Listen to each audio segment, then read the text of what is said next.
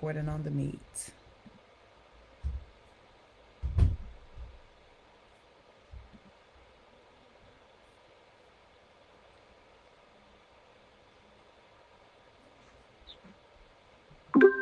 All right. I think it is going to be a lag with me. All right. So we are live. I'm going to give everyone some time to come in.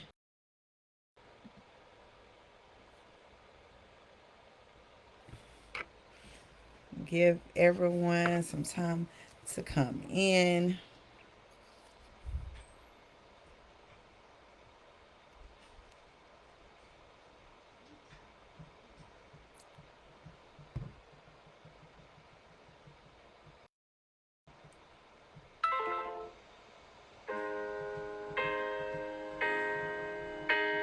Oh, no.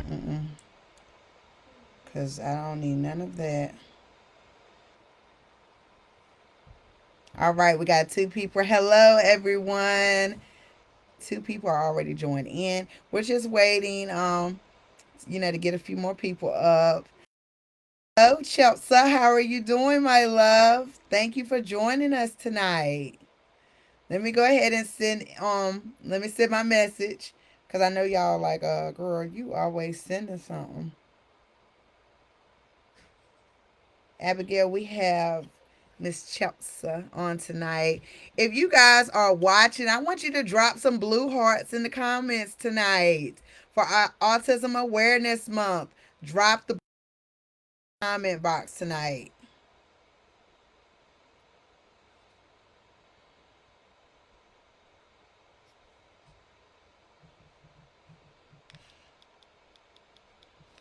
Oh, can't hear you, Nola.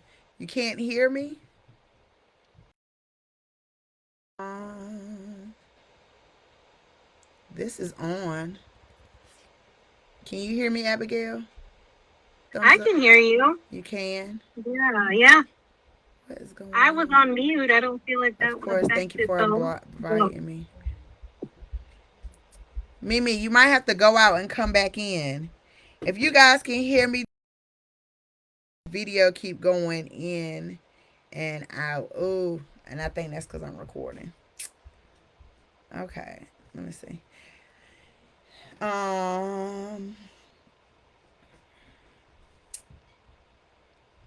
it could be because I'm recording, but I think I can just record off of Facebook. I think I can record off of Facebook. Let me just stop recording here. Because I don't want you guys to miss out on nothing, honey. All right. Is that good? Is that good? Am I still lagging a little bit? Okay. Video going in and out. Let me know how I'm coming through. I got 4 people on. Hello, I can hear you now. Okay. So, yep. I got too much technology going on here tonight. It's all right. All right. Drop some blue hearts in the comments. I want to see some blue hearts. The blue heart is for Autism Awareness Month. If you know someone that you know is on the spectrum, honey, feel free to drop their name. Drop a blue heart. We doing it up for our lovely people that we love that represent blue. You guys are awesome. Thank you for coming in. Everything you love. Time to have Hulu. Return. Trying to play some music and the ads are like crazy. That's a 20-second ad. Ain't got time. Ain't got time for that. All right, all right. We got 5 people up here. Okay, I want to see some blue hearts, guys. I want to see some blue hearts. Tonight, we're going to be talking about educating students on the spectrum. Educating students on the spectrum. Now, when we're talking about on the spectrum, we're talking about our children that are autistic. That means that they are having some struggles in communication.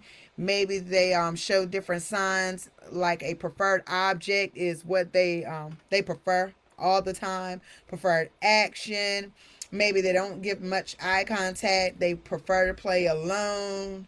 What else, Abigail? Am I hitting on everything? Any indicators of our sometimes, kids? Yeah, well, they sometimes have like their favorite thing that they like really imprint on. Well, I feel like it's more of a stereotype. You have to correct me, Miss Nola. Their voices sometimes are monotone, but I feel like that could be anybody. And I had a So I don't student. want to choose that one. Yeah, I had a Yeah. student like that. It's not stereotype, because sometimes the child will change their voice. So it might be a regular kid that should talk like this, and he's always talking like this. Dr. Mm-hmm. Dunn. It's always animated. Or sometimes you might got that Right. child is talks like this. Cause I know a little girl that talks like this as well. And they're on the Mm-hmm. spectrum and they change their voices. So it's really truly up to that child. It depends on how they hear their voice in their head. And if the sound of their voice, my students told me, he said, if the sound of his voice makes his body echo, then he feels comfortable talking to people. So he talks like this, and yes, very animated, and it's just like Superman. I mean, Batman or somebody, like a superhero. He's on it, and Mm-hmm. He's always talking like that, even when he is having a full blown out tantrum. He talks in the same way. I do not like this that is going on. I feel uncomfortable. And if you know someone who is autistic, 9 times out of 10, they're probably not going to tell you. I want you guys to stay tuned for a video that I had this evening with two wonderful, dynamic parents who are going and pushing through this thing with grace, honey. Do you hear me? Grace. I mean, the depth of the conversation that we had tonight was phenomenal, and I will be posting that video tonight. So if you are tuning in right now, please come back so that you can see the lovely ladies, Miss Miko and Miss Jamie, as they sit and discuss in depth what their life has been like since their child has been on the spectrum.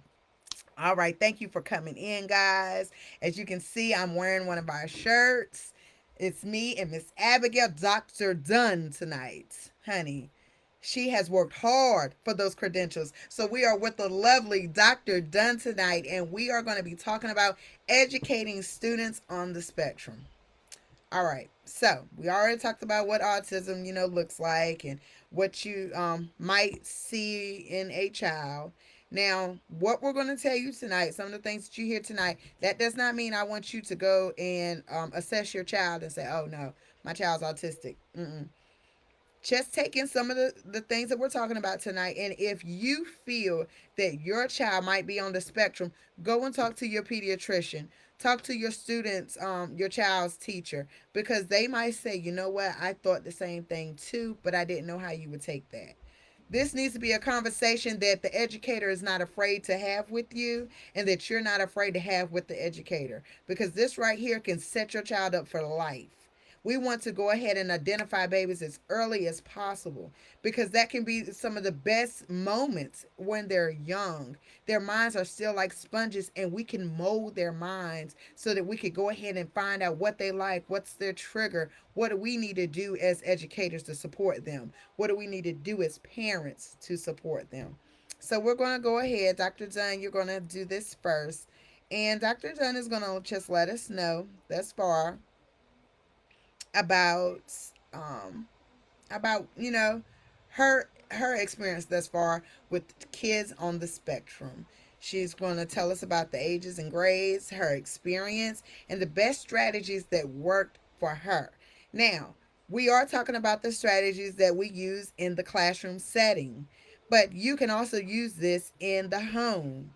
How can we say, even if the child isn't on the spectrum, how can we do things differently between the home and the school but expect the same behavior? What you're doing in the home to keep your child calm, we need to know as educators so we can keep them calm. We need to know about triggers. We need to know about likes and dislikes. And as for us as educators, when we come to these IEP meetings, we're not just tearing down data. We're not just telling you what your child can and cannot do. We ought to be sitting there telling you, look, I know what Billy likes. I know what Billy doesn't like. Billy prefers this. Billy doesn't like this. Billy does this throughout the day, giving good, hard evidence of what's going on and what you're seeing. So go ahead, Dr. Dunn. Well, I would say last year was my year mostly with students on the spectrum. So I was at a special, fun little school where we had one student at a time. And it was a lot of fun. Like, one thing I can definitely say about like any kid on anything, spectrum or otherwise, like they're just so fun to be around.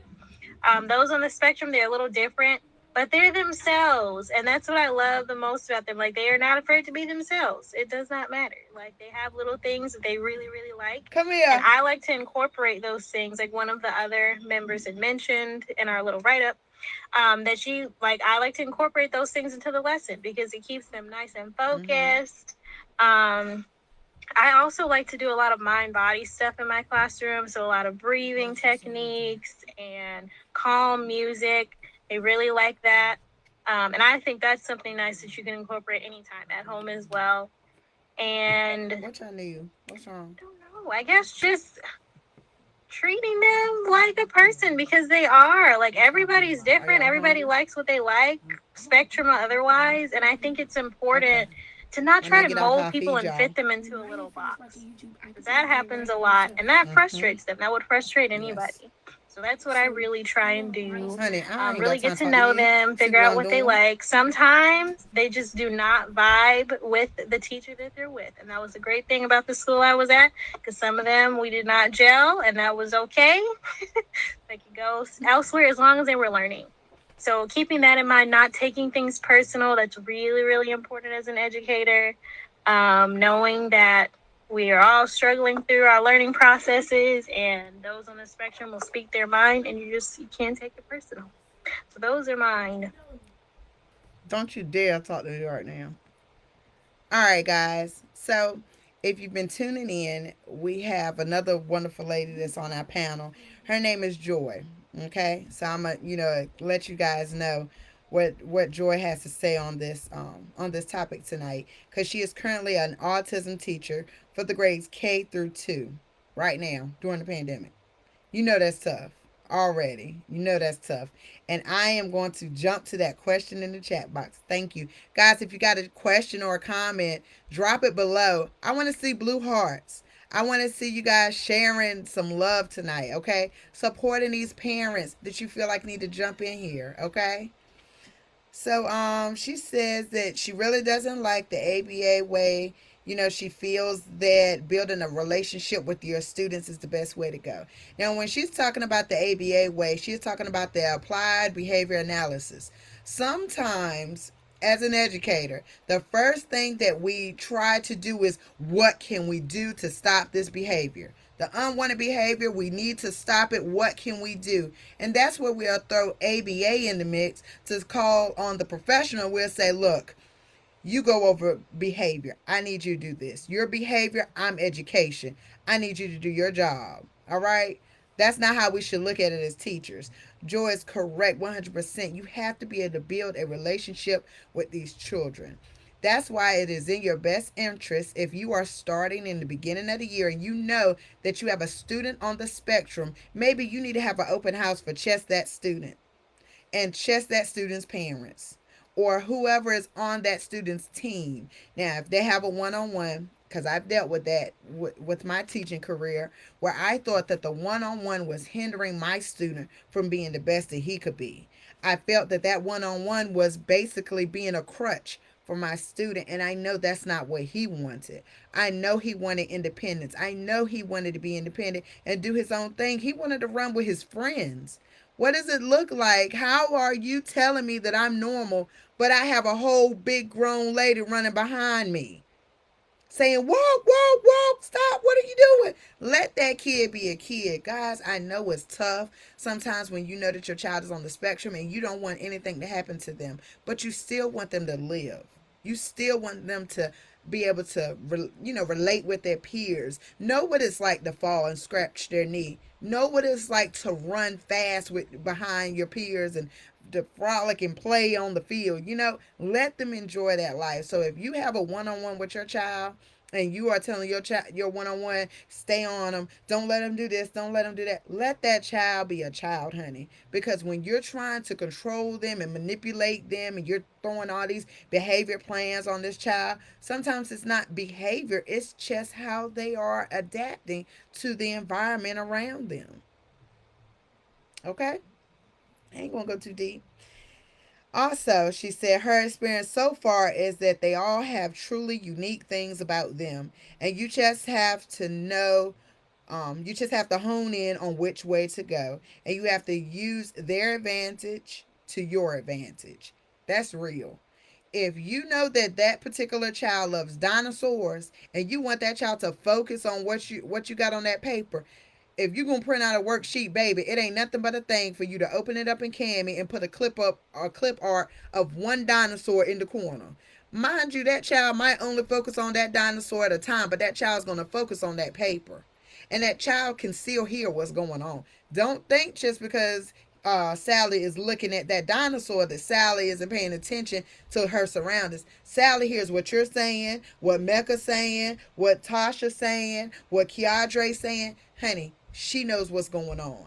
So that's the extra step that you have to take as an educator. If you know that child likes dinosaurs, honey, it ain't nothing but a thing. Let me throw a dinosaur up there. If I have to, I'll buy a stamp, a book of stickers. Let me put this up here. Let me help this baby out. Because we want to set them up for success and not for failure.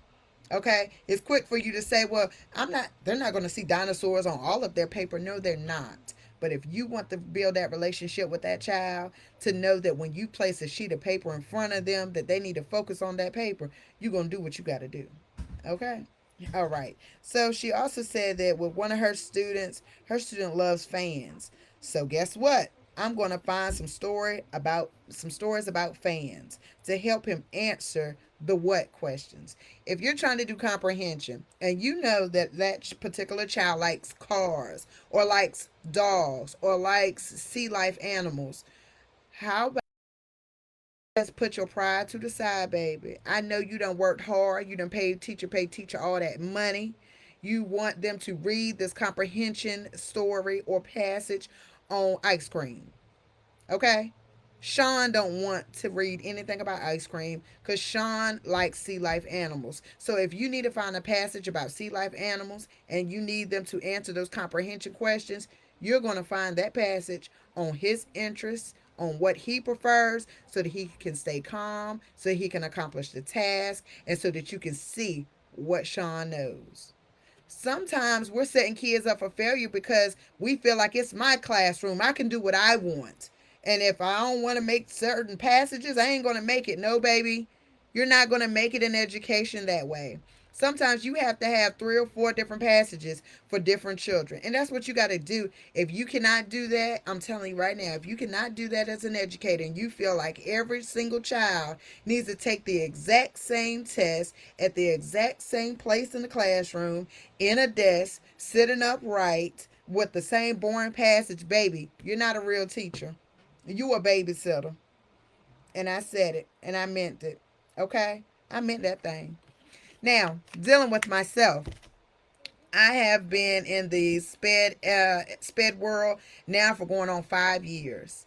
And out of any disability I have dealt with, autism it might be my favorite, to be honest, because those babies are real. They're going to let you know at the drop of a hat if they don't like it. And they're not going to say it verbally. Sometimes they're going to say it by their body language.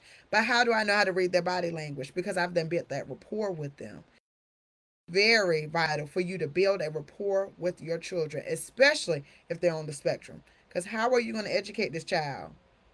9 times out of 10, if they're on the spectrum, they don't talk to strangers, so they're not going to sit at no small group table with you and talk and read and look at some paper. What are you doing? What is this? I feel uncomfortable.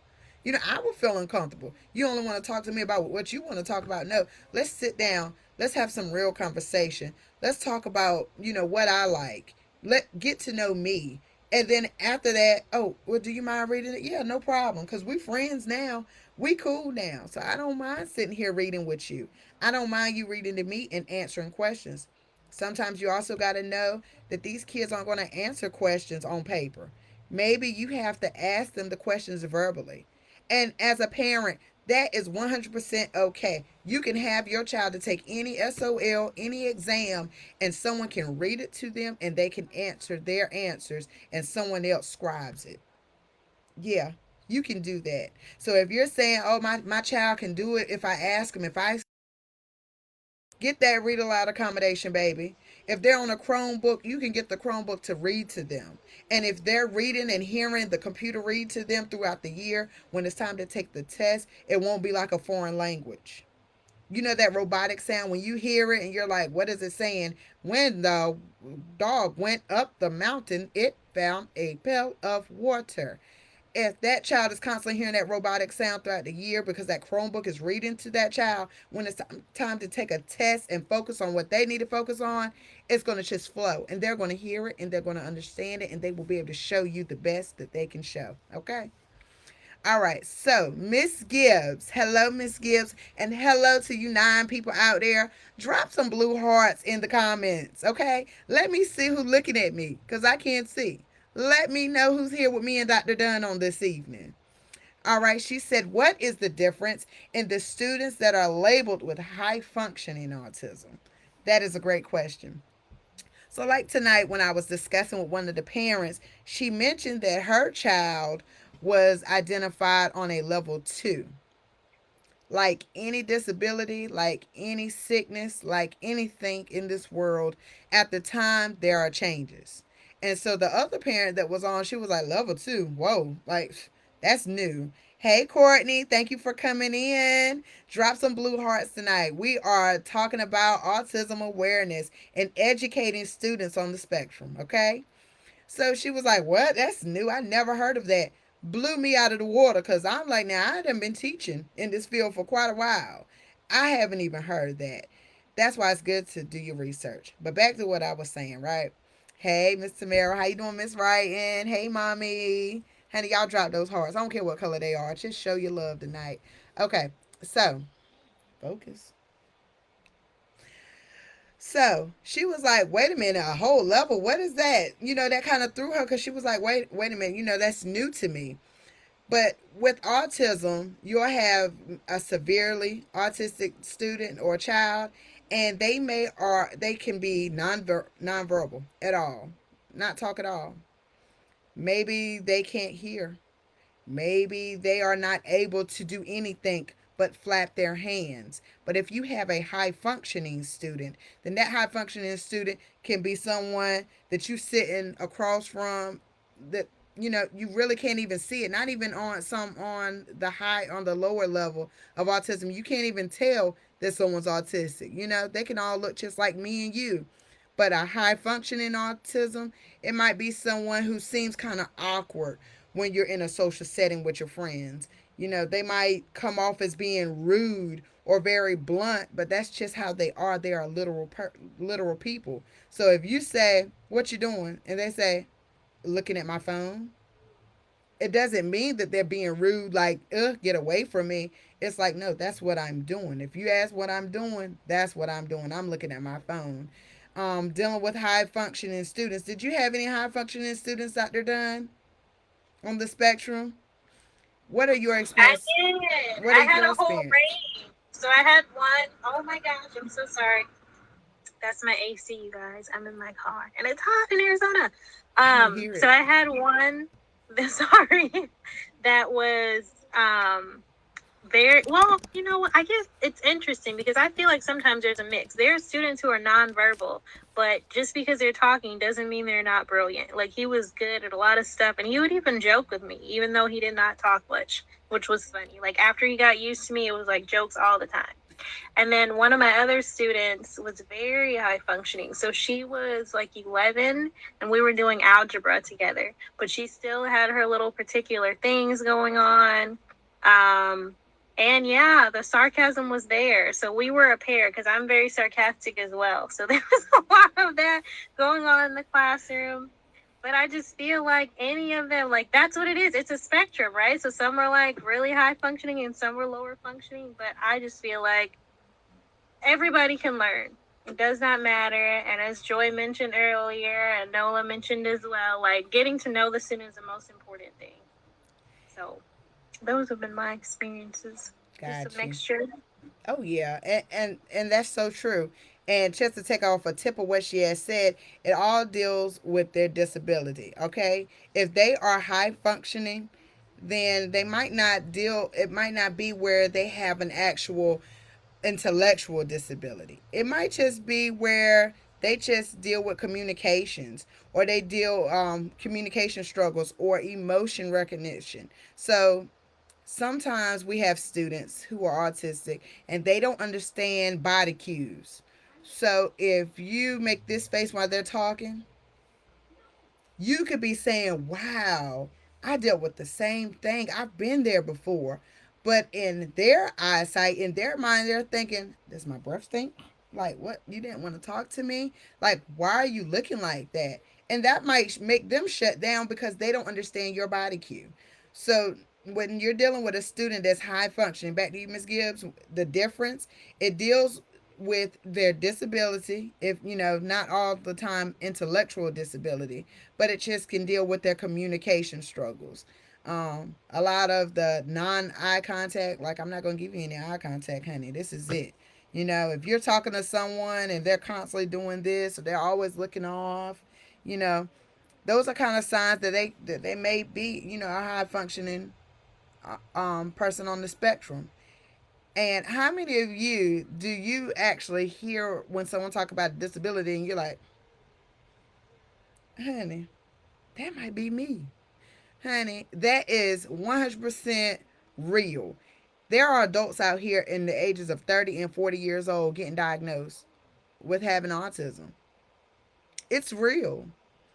It's real. And I know someone that heard me say it before. I believe that if I would have went and sat down and talked to a psychologist, I probably would have been diagnosed with something too. So, I mean, don't feel bad. And if you don't know and you want to know, talk to your doctor. You can talk to a psychologist and you can get diagnosed, and it might help you to be a better adult than what you are now, just because you know.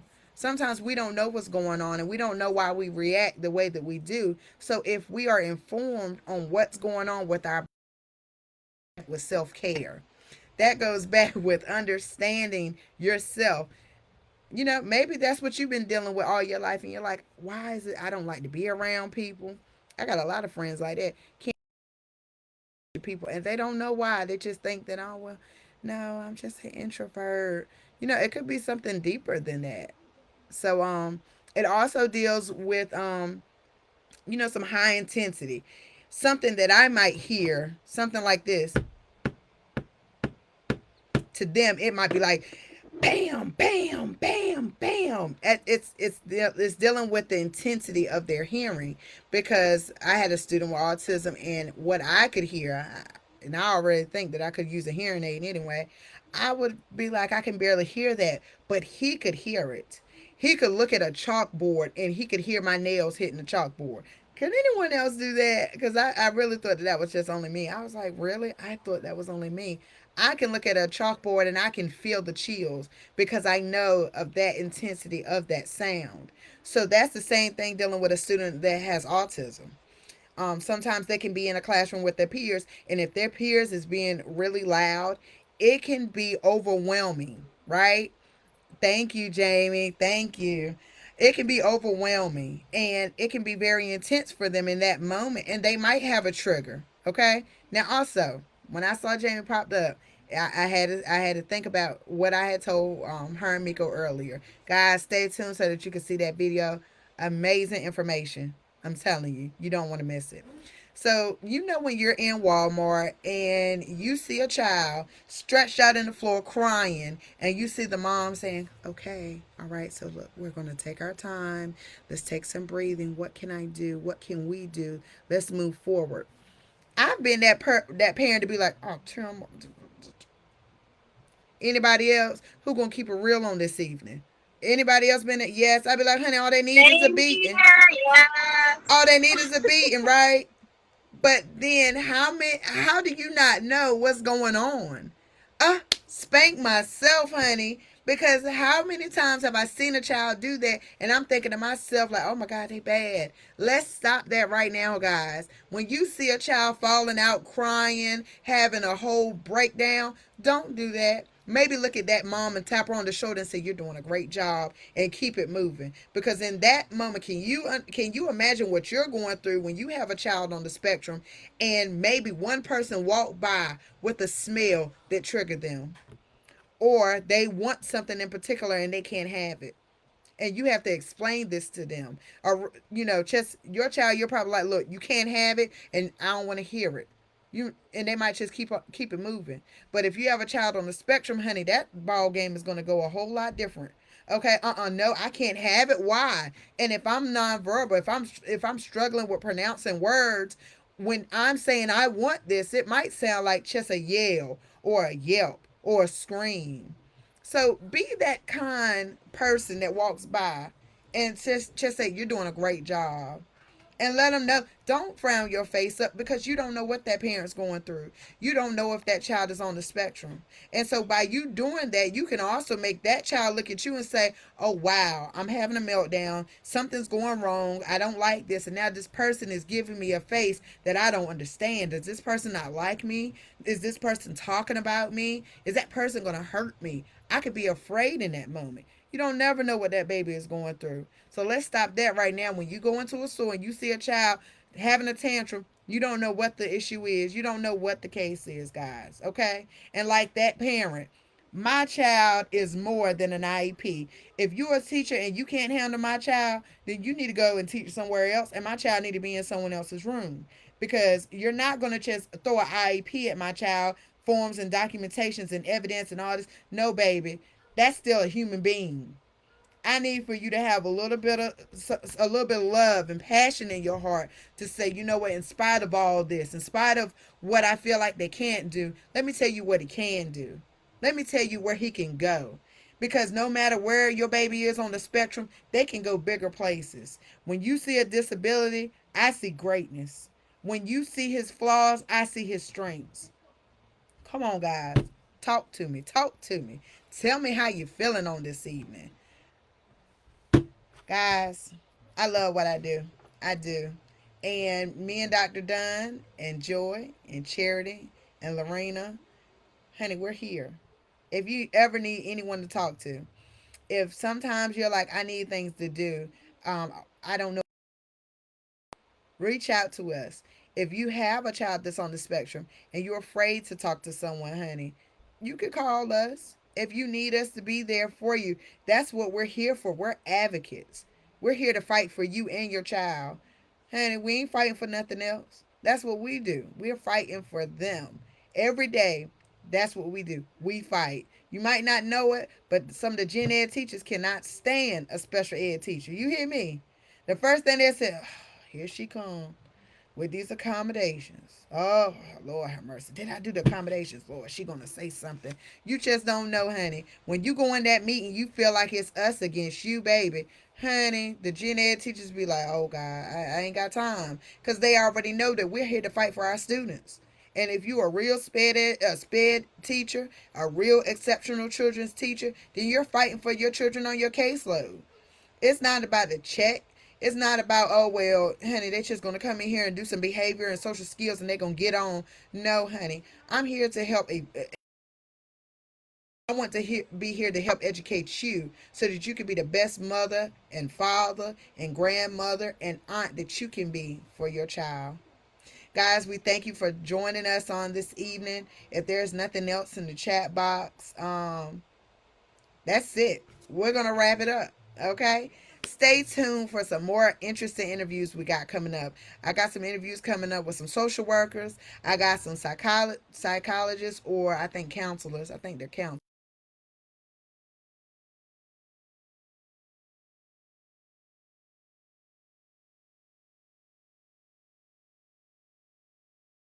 I expect Progress is soon to have their full approval to be able to be providing all the services that we need to provide to make sure that we're helping the community to be educated on helping these children in the school system. helping these babies to read, helping these babies to get some extra online resources.